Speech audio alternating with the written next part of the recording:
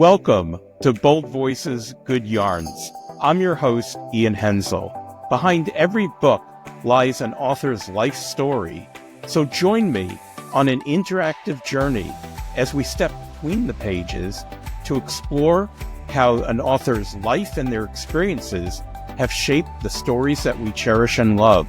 So sit back, relax, grab a cup of joe or a cocktail, and join me as we step between the pages.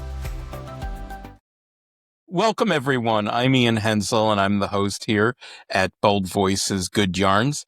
And today, we are going to be stepping between the pages and into the life of author Glen Peters, whose new novel is Where the Nights Smell Like Bread. That's available from Rattling Good Yarns Press. So I'd like to welcome you and thank you for being here. Welcome, Glen. Thanks, Ian. It's a pleasure to be here. It's a great to have you on the show. You know, now we're going to start peeling back the pages of your life. I know, reading your bio, that you're Italian and you grew up in an Italian environment. How do you think your upbringing influenced and shaped your view of everything and of the world? Well, I was born in 1951 in New York City's Upper East Side. And in those days, it was a city of neighborhoods like little villages. And my grandfather and grandmother lived across the street. My cousins lived down the street. And, all of the neighbors were like family. The interesting thing about growing up there as a kid, anyway, was that there was a German neighborhood. It was called Yorkville. And there was this wonderful mix of German Americans and Italian Americans and Puerto Ricans. And I grew up listening to these various cultures try to communicate with each other in various versions of English. And it became something that I absorbed. I heard these voices in my head. I became a mimic, and I think that was the beginning of my feeling I could create characters and I could create stories around characters. Now, what did I want to write about? Family. Family was the first impulse because, an Italian-American family is beautiful and wonderful and dysfunctional. There's a lot of pain. There's a lot of love. There's a lot of, everything you can think of. So that was my baseline, family. And so that's how it started, And now that creating characters, I think some of your work you've written for the stage, haven't you? Yeah, I have. I've done a few stage plays. I actually had something on Broadway a long time ago. Legend of Frankie and Johnny. It was a jazz ballet, and wrote the book and wrote the lyrics. It was terrific. It was produced by a company called the Nat Horn Theater it was 445 West Broadway, I think, but a long time ago. Fun. So do you think that whole observing kind of the characters within your family and the characters around you where you grew up contributed to that? Yeah, for sure. I think my work is character driven.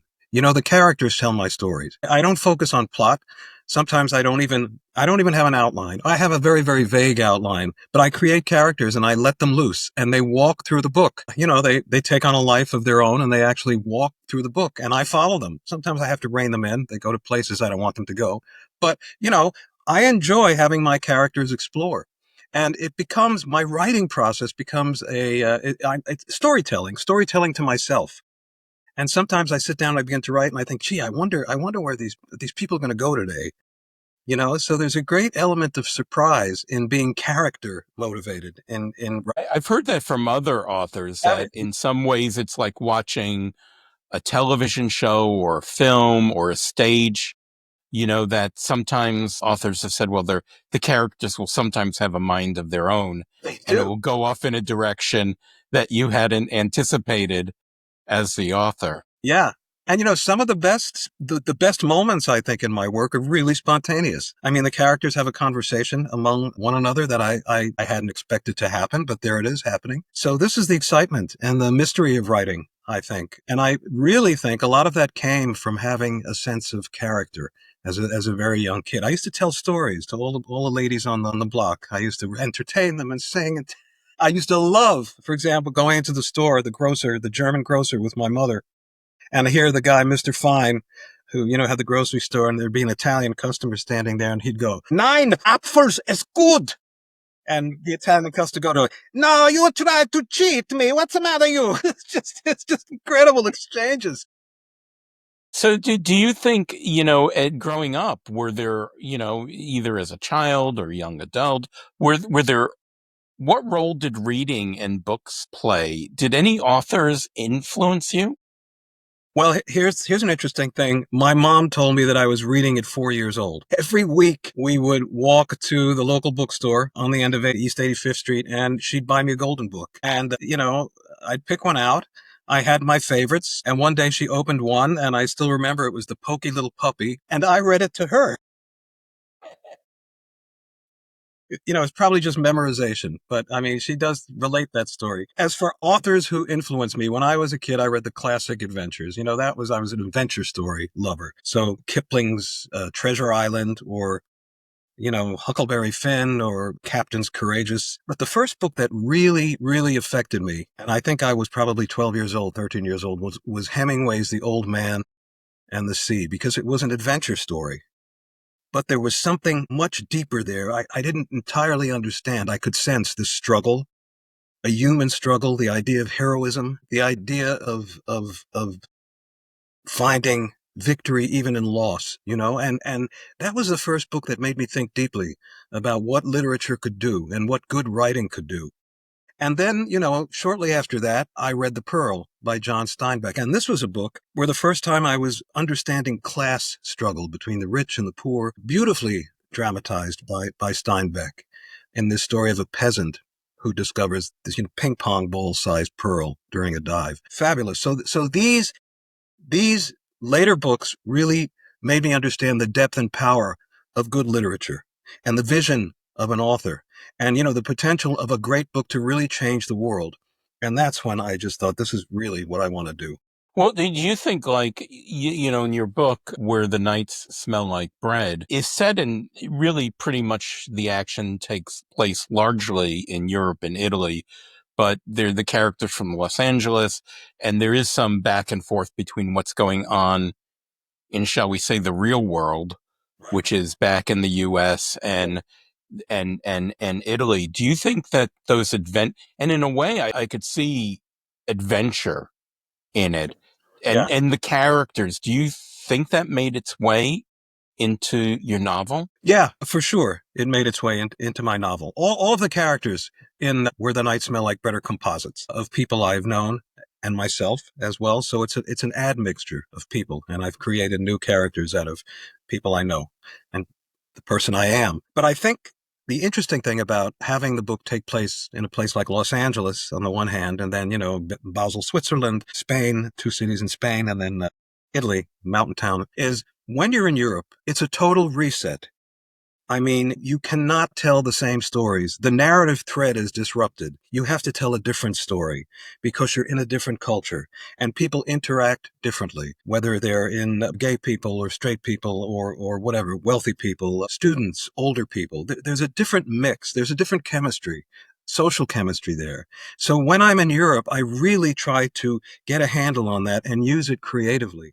And then Where the Nights Smell Like Bread, I wanted to contrast the kind of drama that was occurring in Europe with the kind of stuff that was beginning to happen in the States. Well, it's interesting, just your anecdote about Mr. Fine the grocer Yeah. and his interaction with an Italian customer. You kind of have that there. You have, from even your earliest years, seeing the way, from cultural perspectives, people can have very different reactions. And I think what I find interesting when talking to authors and people involved in the book industry is, there's their work, but a life went into that work, and all the life experiences are in the work. So is there anything you think readers would be surprised to learn about you, that, that aspects of your life that might be surprising to readers? Yes, I do. I think it's an interesting question, and I'll see how I can answer it so that it makes sense and it fits into the context of previous things I've said. I think the idea of growing up in a close family, in a close knit neighborhood, having wonderful relationships with people, close behind that is the idea of betrayal and how much a part of daily life it can be. I mean, betrayal among friends or family members, betrayal in the form of prejudice, having a best friend who was a person of color, and then both of us suffering ostracization from our peer groups so that the friendship couldn't be sustained. That was a kind of betrayal for both of us. So I think as I got older, in my adolescence, for example, this sense of how perilous it was to really trust and show your vulnerability to someone became something I had to work with and work through creatively, because trust could be broken. You know, it factored into my coming out, or my difficulty in coming out, until I had more self-esteem and confidence, you know? So I guess one of the major themes in my writing is betrayal and how we recover from it with dignity. And of course, you know, now betrayal has been hard baked into our culture. So Well, it's interesting because do you think that there are aspects of making oneself vulnerable and experiencing betrayal in your work? for sure. For sure. I mean, no one, everyone betrays someone in my book, and yet everyone at the end is a hero. Everyone redeems themselves in one way or another. That was the idea. But yeah, betrayal is part of life, and we become inured to it, I think, at some point, and it doesn't surprise us. So, you know, a certain cynicism can creep in, and of course it does, which is good. I think it's good for writing. It keeps it authentic, you know, it keeps you from writing something that just isn't true in real life, at least not in my life. Again, it becomes sometimes very hard to separate the artist's life from the artist's work. You know, I want to ask you a question that I ask all of the people that are on our show. And if you could live in a book, so when an author creates a book, writes a book, they create a world. And again, you may have loved The Old Man and the Sea, but you might not want to live in it. If you could live in a book, what book would you choose to live in or visit? Wow, that sounds like a Twilight Zone episode. Let's see if I could live in a book. Well, I think one of my favorite books, and a book that I read over and over and over again because I was so enchanted by it and so jealous of the characters in it and what they were doing, was Kerouac's On the Road. You know, it was such a vivid snapshot of youth and freedom and optimism in post-war America, admittedly for white middle class people and not people of color. But I mean, there was an interesting shift in the writing of the beats, sort of, at least in On the Road, a sort of under the surface homoerotic attraction between Sal Paradise, is it, and Dean Moriarty. Oh, and then, of course, Ginsberg Howell. So, you know, this was an interesting time. This was a time of real self-discovery, post-war America.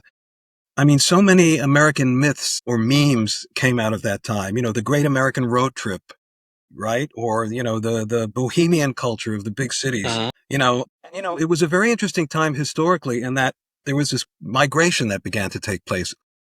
All the gay former GIs came to places like San Francisco, Los Angeles, New York, and settled there. The birth, you know, of the Castro, for example, happened then. Or, you know, the great bohemian culture of the West Village flowered in the early 50s. And women, you know, women who had joined the workforce because men were out fighting war, and they riveted, you know, they were riveting planes together, and discovered when the war was over, they kind of liked being among other women. They liked working. And you had gay women, lesbians coming to the big cities too. So it was a real, I would love to have been around for the beginnings of that, you know, the beginnings of the underground. It was a terrible time. There was McCarthyism. There was Hoover. At the same time, there was this lively counterculture and, you know, a real intellectual muscle to that era. I, gosh, I just went, you know, cheap rent too. You know, people. Well, I can hear the excitement in your Yeah, yeah. I voice, mean, and I think you're taking a little trip there now. I might be. Yeah. I mean, you know, I just love it. If I die and there's a heaven, that's where I want to go. You know, New York City, 1954. Sit around where we could all have Cappuccinos. goatees and drink cappuccino and snap our fingers. No kidding. Really? I mean, it's just that's the book. Yeah. I mean, you know, there are other books I thought were wonderful, Sure, but sure, that but one's, yeah. I can hear the excitement. Wow. Well, you know, very interesting. And again, I always find it fascinating to, to kind of go, you know, between the pages to learn more about the person behind the Sure. book. So I want to thank you again. And for everybody, we've been in conversation today with Glen Peters, who is the author of Where the Nights Smell Like Bread. This is available from Rattling Good Yarns Press. You've heard about Glen's life and his interests, and I invite you to dive between the pages of Where the Nights Smell Like Bread. And fabulous story, and you can do your detective search for Glen Peters in the pages. So thank you again for being on our show. And Glen, maybe we'll be in conversation with you again. I hope so. I hope so. This was fun. Thanks, everyone. Don't forget to subscribe and follow us, and we'll see you in the next episode of Bold Voices, Good Yarns. You've been listening to Bold Voices, Good Yarns, brought to you by Rattling Good Yarns Press. Subscribe to our channels on Spotify and YouTube, and follow us on social media. Search for Rattling Good Yarns Press. Also, visit our website at rattlinggoodyarns.com, where you can find great reads and interesting articles about the world of books. See you soon!